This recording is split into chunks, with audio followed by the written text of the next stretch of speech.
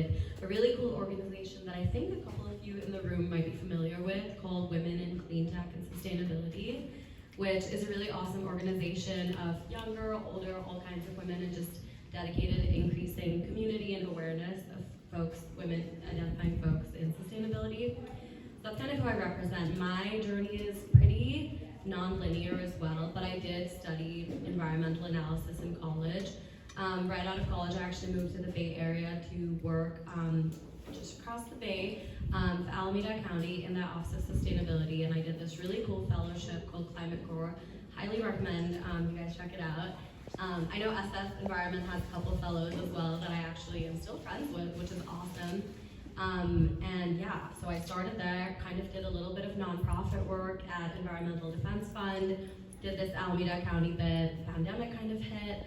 I decided to shift gears myself. I'm originally from Bombay in India, so I moved back for a couple of years actually, and I was like, I don't know if the same ways work here, so I want to try something new.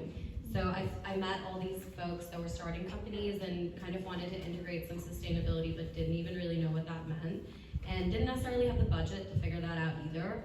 So I was like, how can I help? And just used everything I had and all the people, and slowly started to chip away at that field and got really excited about the startup world. And then came back to California, I went to business school, and then I was like, okay, I want to work in climate tech startups, and that's kind of where I'm at. But all that to say, I started a nonprofit, moved to the public sector, moved as the sort of research about startups and supporting startups to the business world, and now officially in the startup world. So somewhat non-linear as well. A lot of people kind of pick a role, pick a field, pick an industry and stick to it. But I think even within climate and sustainability, there's so much. You can be an educator, like he was saying, you can be a nonprofit advocate, you can be someone, there are so many ways to actually have sustainability be your career, depending on, kind of like what Ty was saying, depending on your skill set and interest. There are so many different opportunities. And I'm grateful that in my relatively fewer years of experience, I've had a really great opportunity to try out so many different things in the environmental field. And yeah, I'm really grateful to be where I am today. Hi everyone, my name is Theuer. I'm with Heirloom Carbon. Can I just see a quick show of hands as to who has ever heard of carbon dioxide removal before? Okay, great. How about direct air capture? Good awareness. All right, I'm going to start with a little bit about me and then get into Heirloom and how exactly we're approaching CDR, or carbon dioxide removal. My background has been in climate policy. That's what I studied in undergrad, was public policy more broadly. After I graduated, actually the first job I took, I got on a plane that flew across the world and landed in Suva, Fiji, in the South Pacific, where I took a job working for the Fijian government. So South Pacific island country, front lines of climate change, everything you've read about rising sea levels, stronger storms, ruined agricultural land from salinity levels, coral reef bleaching, they're at the wheel of it. And in that first year, Pacific island countries that I was there, we saw the Suva Declaration come out of Fiji. It was the first multilateral accord to enshrine the 1.5 degrees Celsius target, which I'm sure you've heard of if you've looked at this issue closely at all, but it is the threshold of warming from the pre-industrial age, and the South Pacific was the most concerned about passing it for all the reasons I just laid out. They took that target to Paris. That became the aspirational goal of the Paris Agreement at COP21. Fiji went on to become the president of COP23 2 years after that, continued to just make the very impassioned case using all the moral authority they could muster as to why this needed to be the goal that the world set and worked towards, as well as the 2 degrees Celsius goal on top of that in the Paris Accords. So when that was initially being posited, it was, we had a sense of the scale of the problem, what the solutions looked like, but you didn't have like a comprehensive global report on exactly how that was going to be achieved. And in 2018, the UN's chief climate science body, the Intergovernmental Panel on Climate Change, released a study saying, what do our pathways to these temperature goals look like? And in every single one of those trajectories, in addition to the steep and immediate emissions reductions that everyone pretty much already knew were necessary, we also needed to start removing carbon dioxide from the atmosphere. Why is that? Well, we've emitted like 2 trillion tons of CO2 for the last 200 years, and on the journey to 2050, there's going to be more CO2 emissions from sectors that are really, really difficult to decarbonize. I think, a lot of folks think of emissions as associated with the electricity grid. Most folks I don't think would even realize how big of an issue food waste is, for example, right? My wife is here, likes to remind me every time I don't finish my plate. But in addition to decarbonizing the grid, in addition to decarbonizing transportation, our building sectors, all of this, sources of carbon emissions, we're going to need to remove CO2 as well, and not a small amount. It's about 6 to 10 billion tons every single year by 2050 through the rest of the century. And that industry, of all the things I just named, in 2018 was the most nascent, or the earliest of any.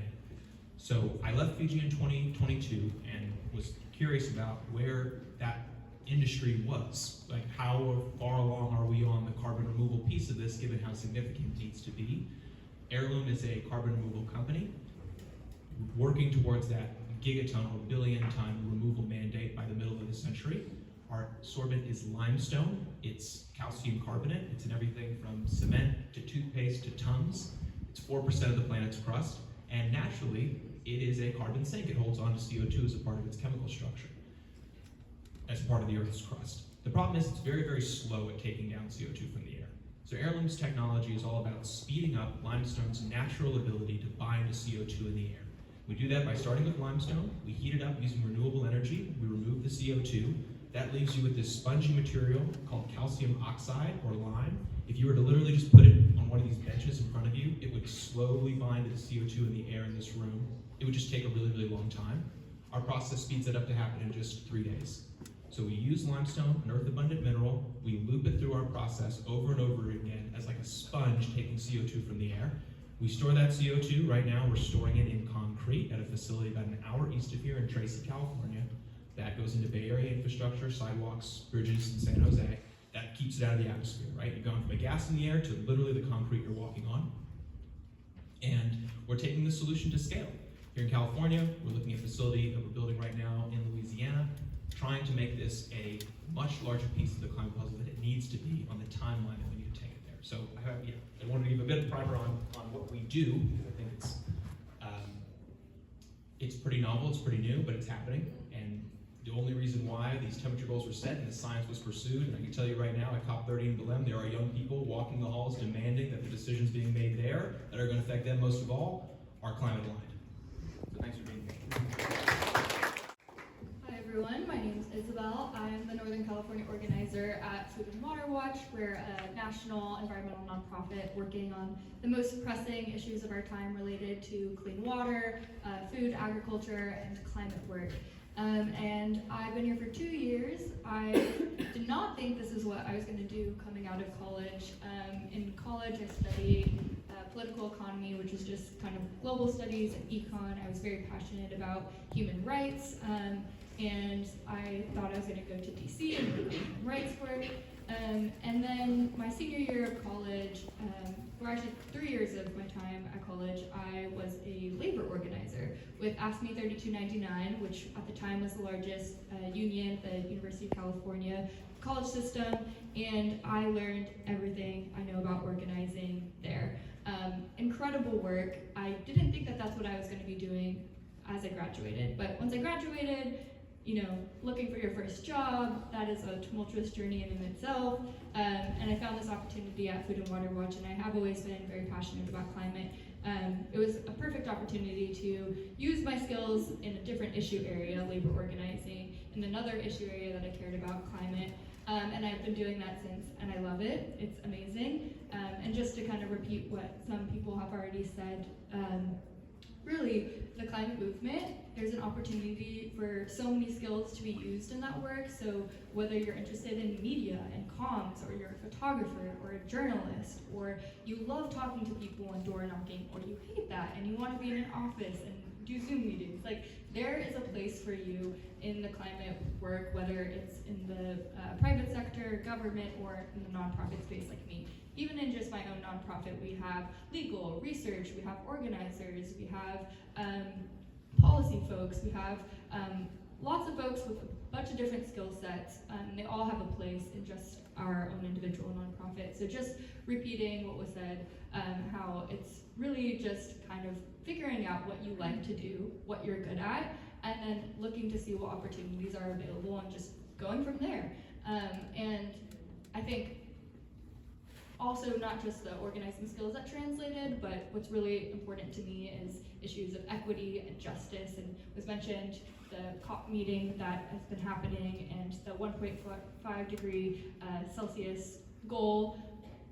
Latest research, we're not meeting that goal. If you look at the latest COP meeting, fossil fuel lobbyists have outnumbered the amount of environmental justice advocates who were there this year.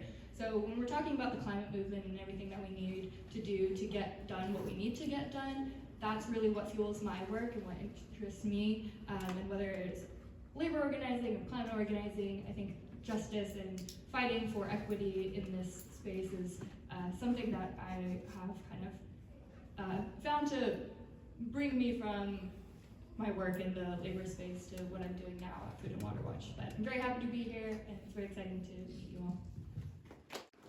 Hi everyone, my name's Cheney Munson. Thank you to BAYCS for inviting me, I really appreciate you. I'm wearing two hats today. One is the founder and CEO of the Climascope project, which is trying to make it more joyful and more easy for teachers to teach and students to learn about climate change in K-12 curriculum, as well as kind of, if it is true, like everyone has said, that all jobs are green climate jobs, then what should our schools look like? What should our curriculum look like? What should the buildings and grounds look like? What should the community and culture look like? So that's one. At the Climascope project, we're trying to create kind of the tools and share the stories of the things that are happening on the ground in classrooms and districts and counties and states and in countries to make that work possible. I'm also the chair of the Climate Literacy Committee for the SF Bay Area Sierra Club chapter, and we've historically helped school districts pass climate resolutions with the help of students, teachers, community members, and that has been great. And what I'm really focused on right now is the implementation of those resolutions, and even where there's not resolutions, where are the stories of excellence happening in climate literacy? And so my pathway has been, in some ways, when I was 16 years old, I knew I wanted to be a teacher. I became an English teacher for 8 years, and then I was a staff developer. I worked with teachers across the country and globally.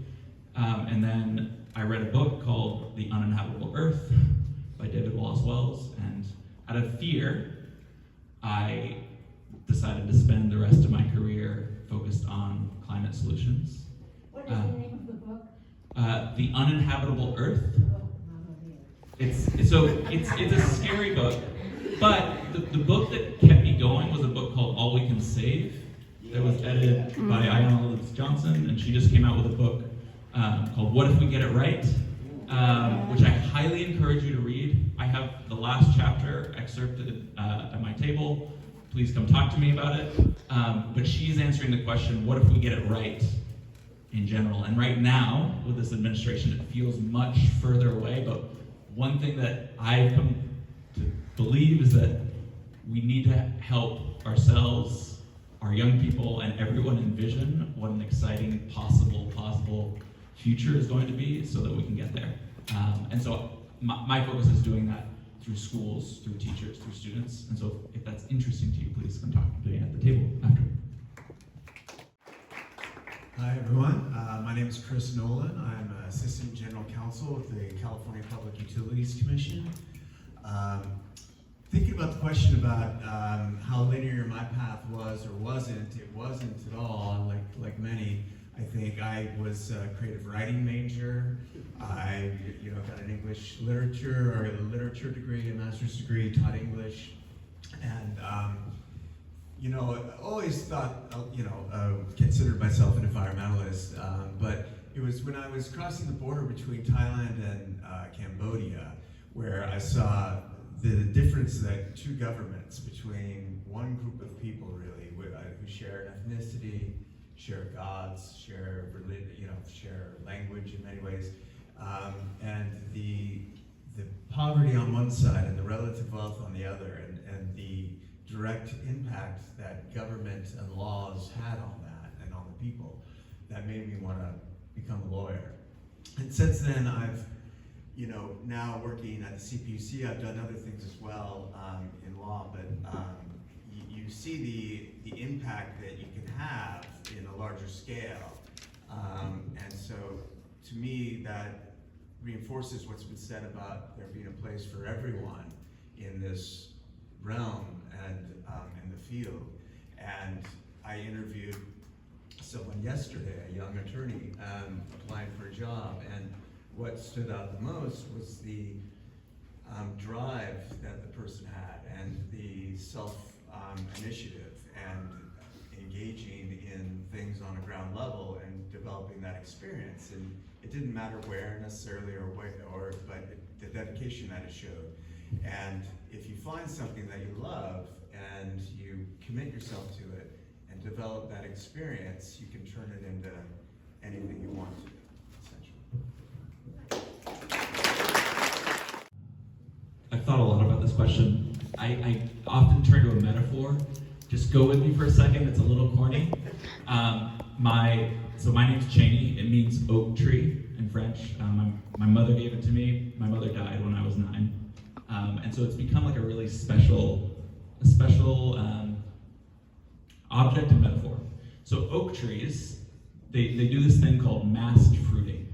So like every few years, the oak trees drop a huge amount of acorns.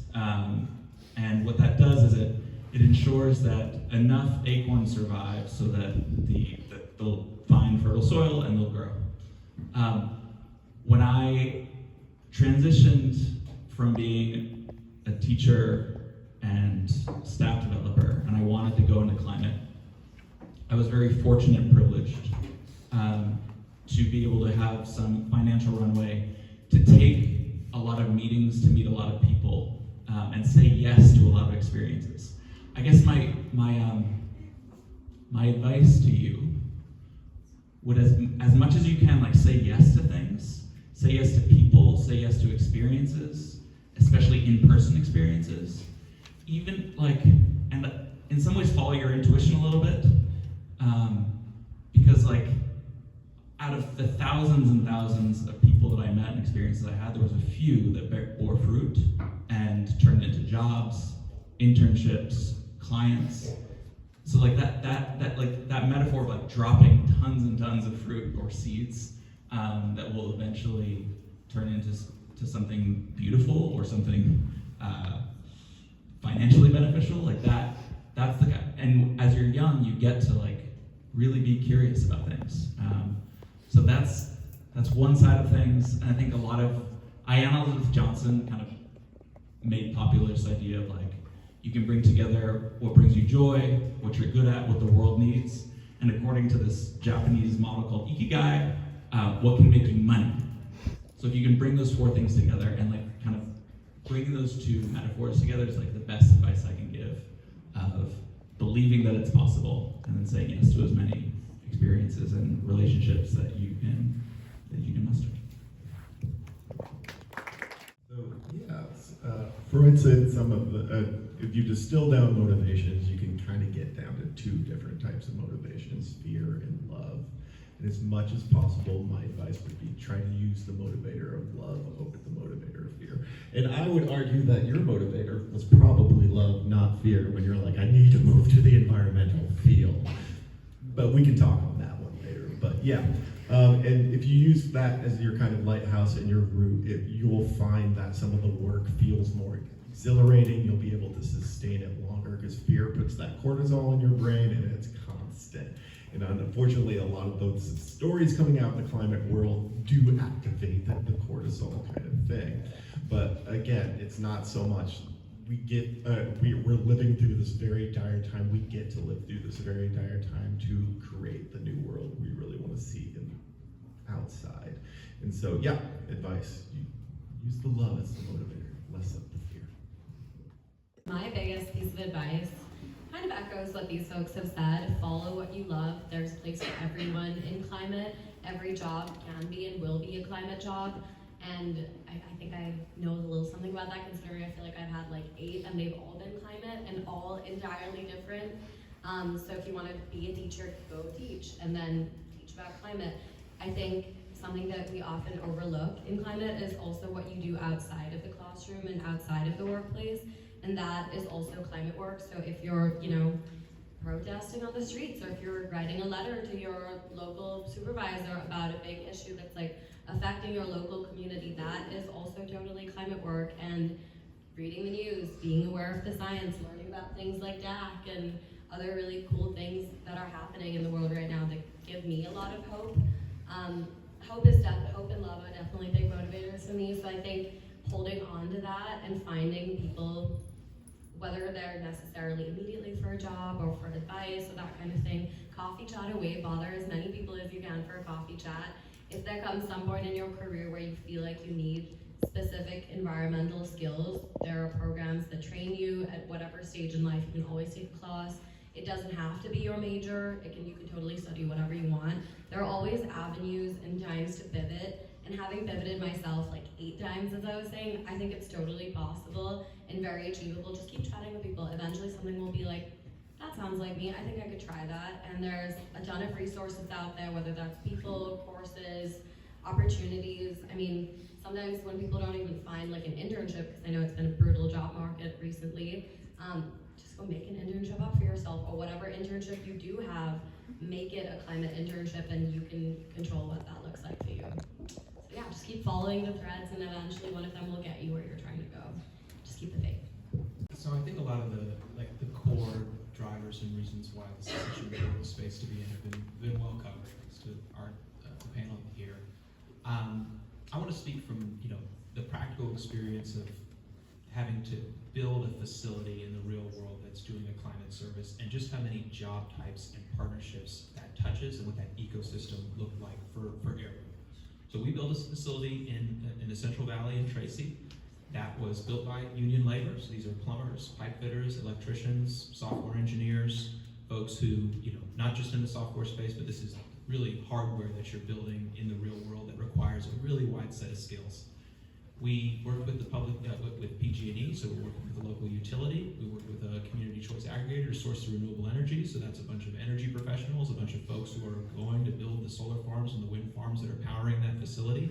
We work with an ecosystem of buyers. If you think about, what Heirloom's doing, we're taking CO2 out of the air, we're storing it away forever. You as the buyer have the privilege of paying for that. The whole world benefits from there being less CO2 in the air. It's a very, it's like a public good, right? Same way if you think of waste removal. We all pay a little bit, we clean up the streets. Nobody benefits more than anyone else, but it's a good thing that's being done for the planet.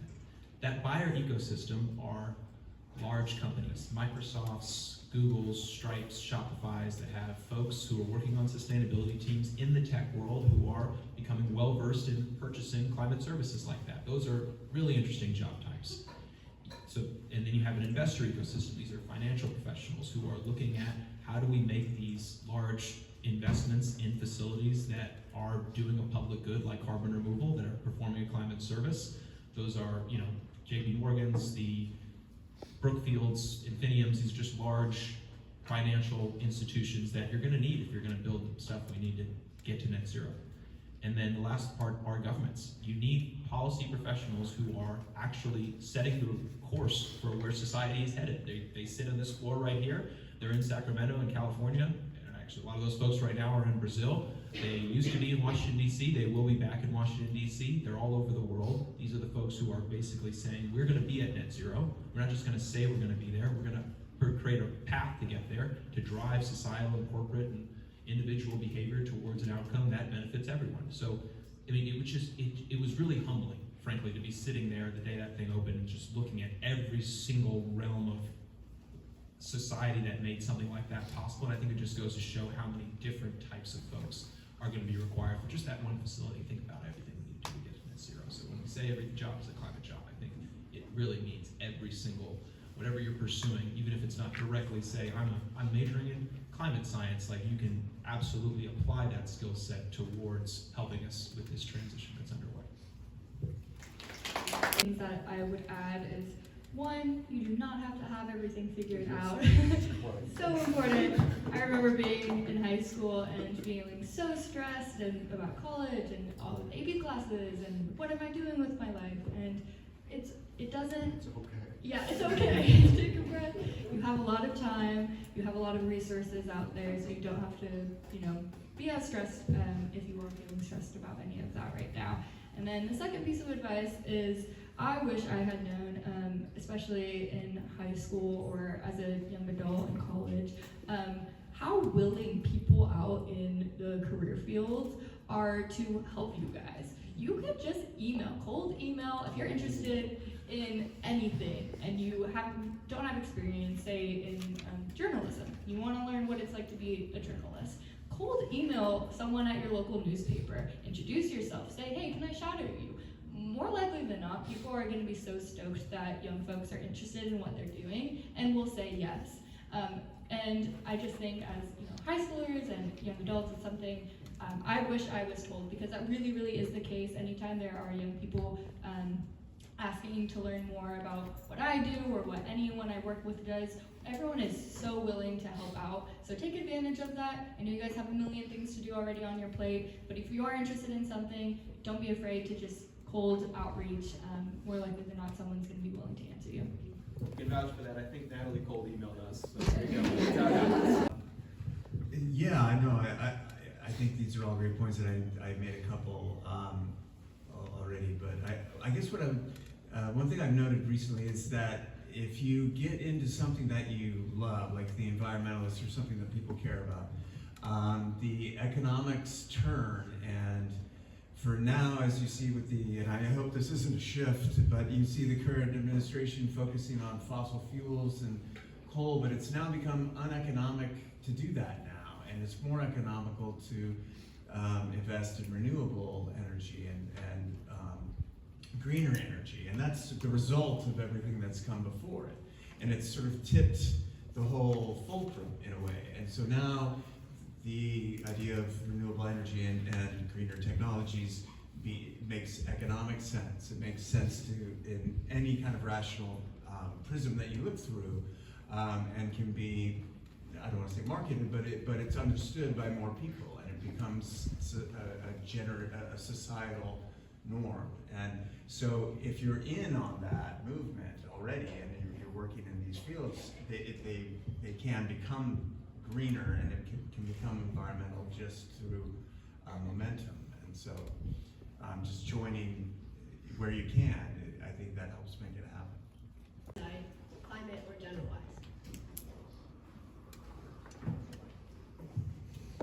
I'll take this question. This is kind of what I do as an organizer.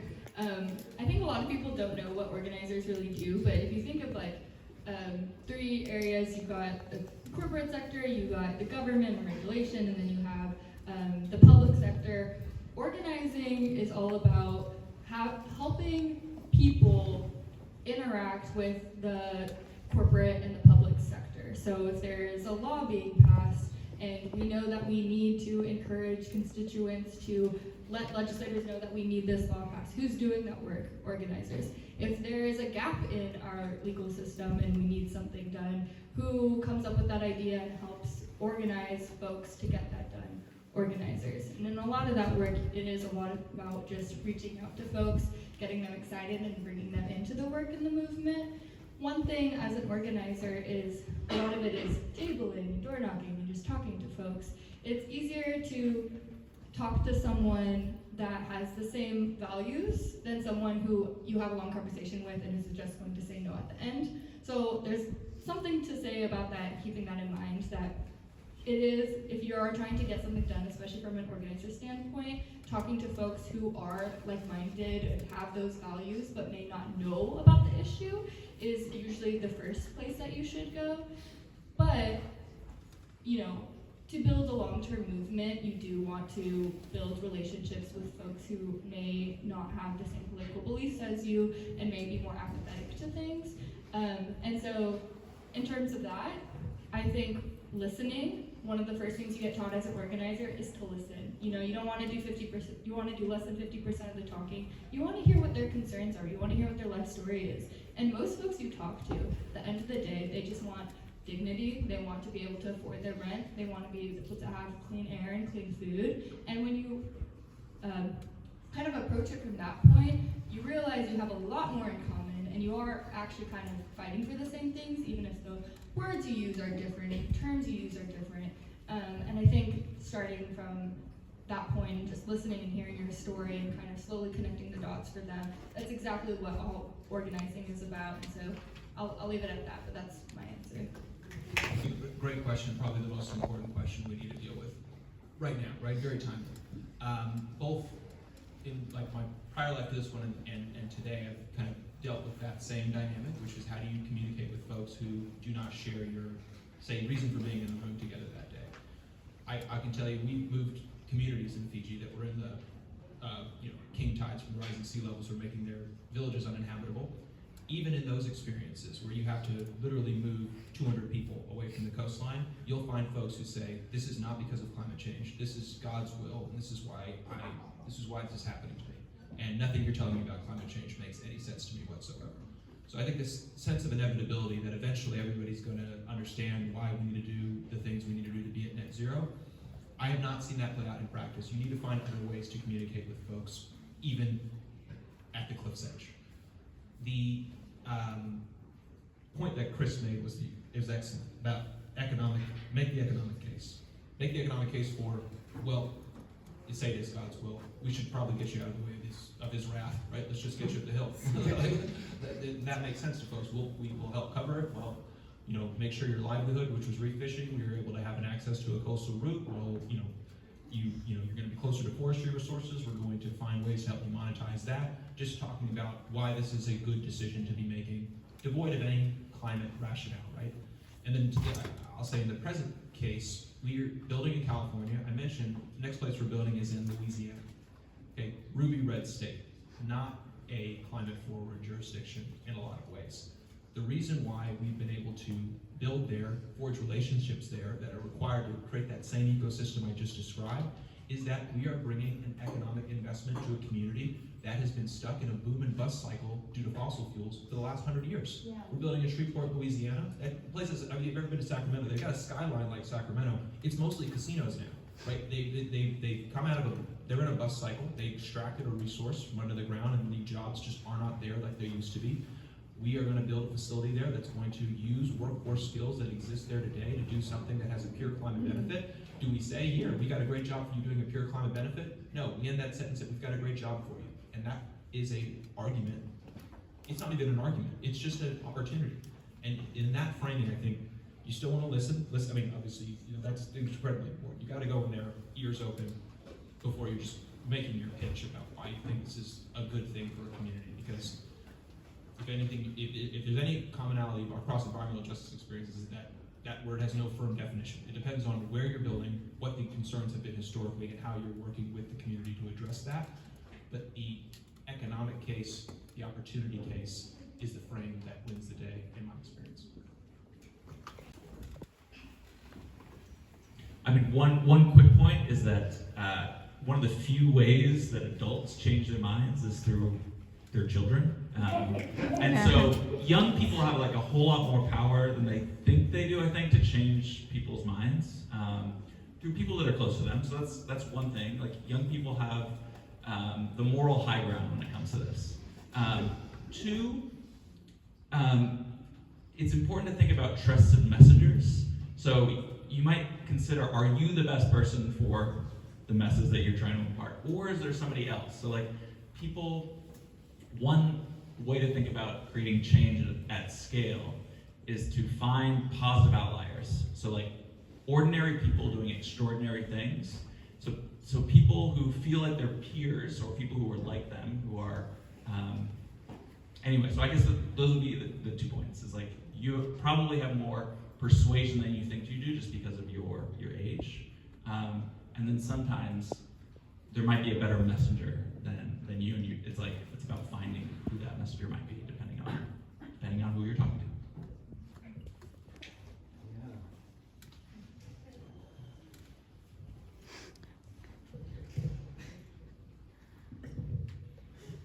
Appreciate appreciate the call out, very important. I think just some of the things we referenced earlier, the trades are something that's going to be incredibly important, and that's something that doesn't require a traditional college education. It's definitely something that folks can pivot into.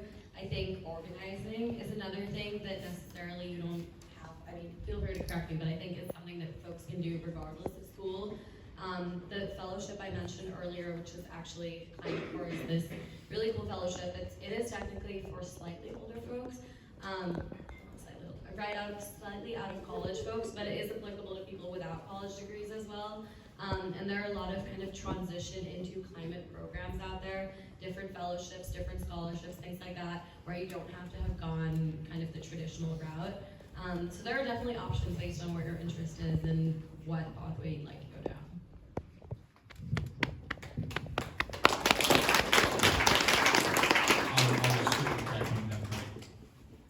Right now, Heirloom is an engineering company, as in the bulk of our workforce are engineers and research scientists.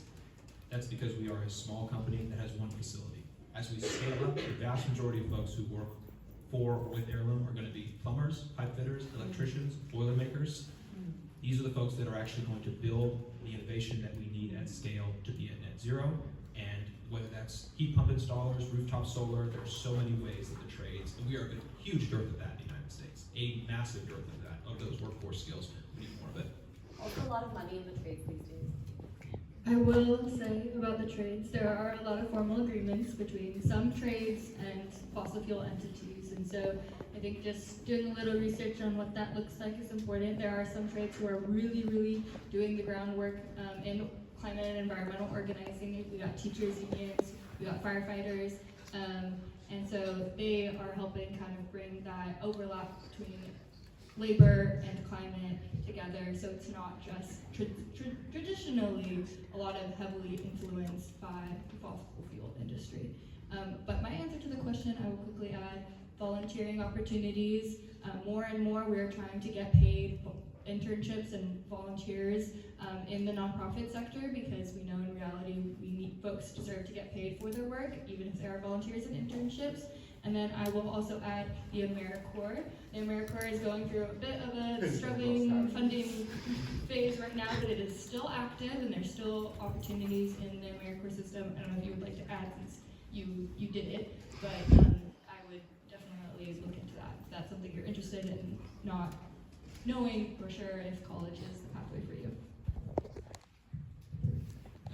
And this varies widely by district, by state, by region, but CTE programs, career technical and education, within a high school system, are becoming more and more robust, and oftentimes now have green pathways. And so, What kind of program? CTE, career technical education. So it's for high schoolers who want experience, internship hours, sometimes paid, in various industries that aren't necessarily marketed as green, but there are many. Portland's, I think maybe San Francisco is starting to do it, but their CTE programs also have a green pathway. So as a citizen, you can kind of figure out either your local districts or high school, there should be a CTE program, and you could be asking what either green pathways they offer, or just what are their pathways, and you can be advocating for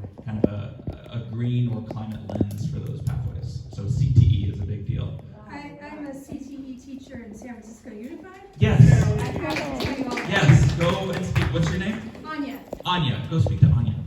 Also, can I just add? Oh, From yeah, John. From there, community colleges have career technical ed programs in all kinds of green areas. So they're very affordable, they're very accessible. You may not want to, you don't know whether you want to go to a four-year college yet, but you could go to a local community college here in San Francisco or anywhere and find that kind of a program. So I want to add that.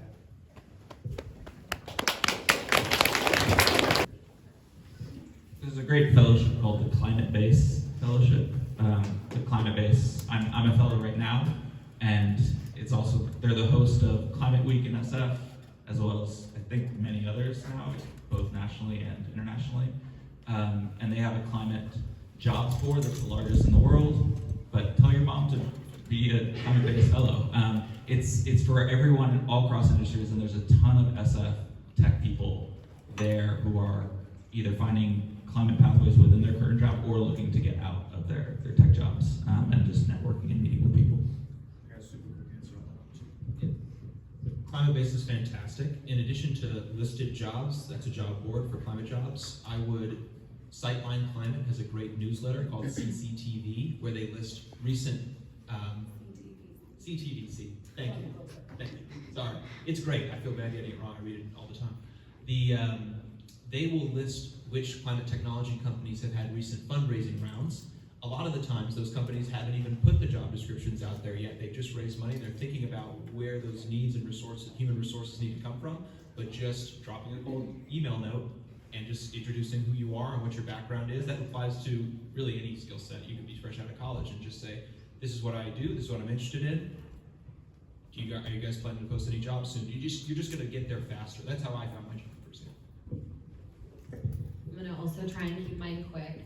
I didn't get super in depth with this, but I actually do work at a climate tech company, construction tech, some people call it built environment tech, whatever you want to call it, but it is still a tech company. There is definitely a need for software engineers and folks, data scientists, folks that work in tech in the climate movement, especially on the startup side of things, and kind of across the board, but I think I would encourage your mom and others like her that are in the tech world to look at, I think similarly to the climate-based fellowship, there's another thing called Terra.do, if you guys are familiar with that. They have a software-specific course that kind of helps people transition from kind of traditional software to software for climate.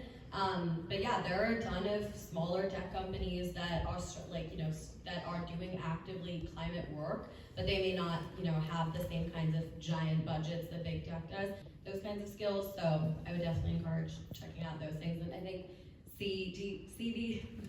I lost it. That one, Sightline Climate has a great newsletter. Climate-based is great. Terra.do is great.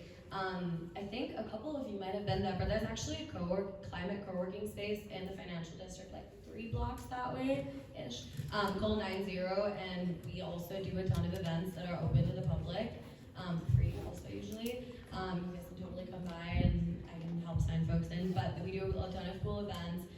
There are a lot of startups that come out of there and a lot that are software focused. There are way more software engineers in climate than you would think, so a lot of opportunities. Just kind of gotta know where to look.